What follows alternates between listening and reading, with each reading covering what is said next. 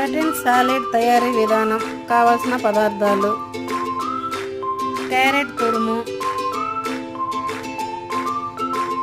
కీర తురుము,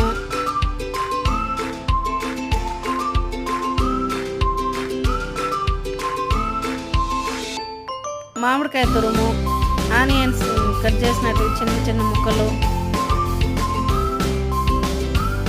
టమాటా చిన్న చిన్న ముక్కలు, కొత్తిమీర, ఉడికించిన పెసలు, బొడ్డ శనగలు 2 రకాలు, ఉప్పు, కారము,